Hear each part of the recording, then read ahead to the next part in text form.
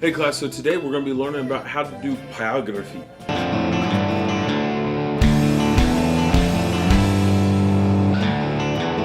Okay, so one of the new things that my students is doing, my class is working on, is we're working on a pyrography unit, how to draw with fire pretty much.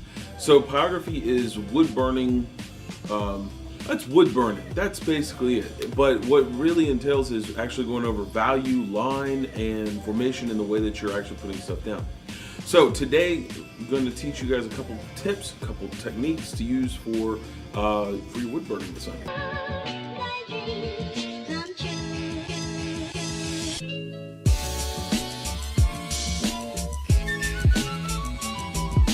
Alright, so one of the pieces that I use is my reference piece, which is a supernatural theme piece that I did. So I have the Impala, the Colt, and Ruby's knife, yeah, and the symbol and some text on this one, all encompassed piece of work that I used to showcase to my class about what we're doing and how to get that line quality really out of their work. So while you guys are, so some of the tools, some of the things that you need to actually do this assignment is A, wood, B, a wood burner.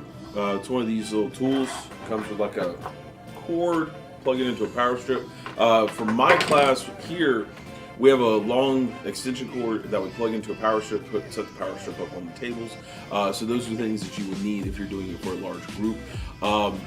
These things do put out smoke, so if you have windows, open them. If you don't, well, it smells like a wonderful, delightful fireplace.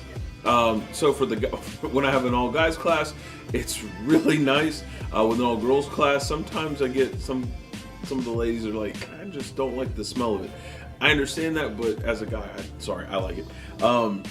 A set of pliers is also very beneficial. The reason you need the pliers are because while you're working, sometimes the tips themselves will come loose, and if you touch a tip that's been plugged in, this is like 200, you'll get burned.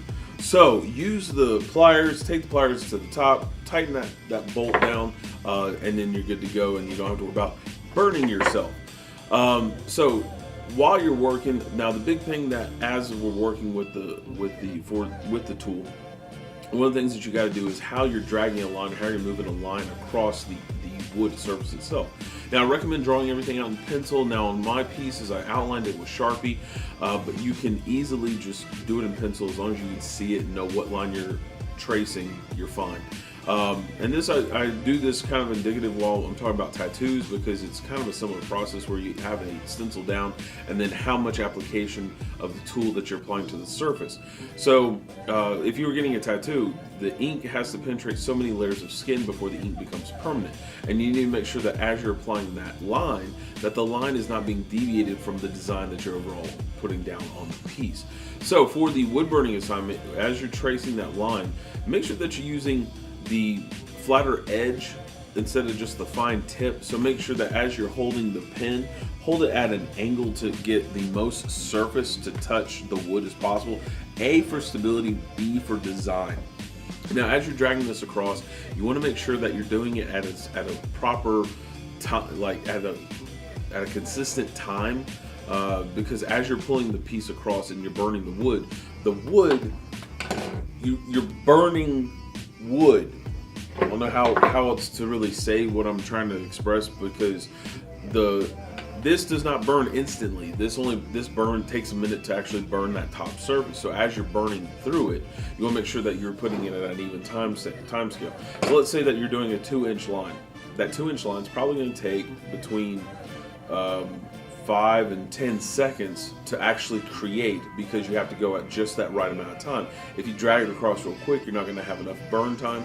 If you take too long, you're going to have a deep gap. Now, one of those things that you're going to need for this wood is, now me being I like to take care of myself, I go out and I scrounge for wood, and usually it ends up being pallets, so it's these nice big sheets. Cut these in half, long board for each student. You're gonna need a reciprocating saw like this bad boy, the all saw. Then you're also gonna need a circulating saw to cut the pieces in half. I wouldn't do this while students are in the room, although it looks really cool. So let's check out some footage of one of the pieces I was working on. Again, take note in how I'm actually applying that line. Notice how the burn quality is going into the wood.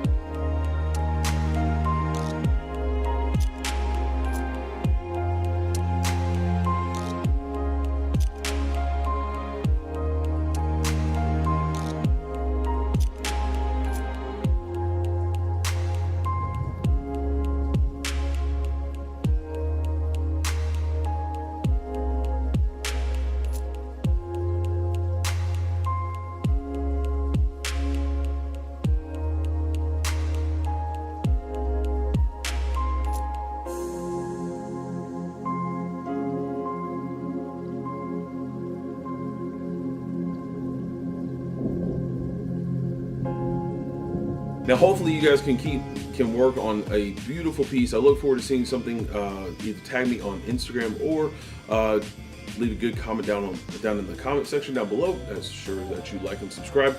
And I look forward to seeing some beautiful pieces from you guys. And as always, I will see you guys next class.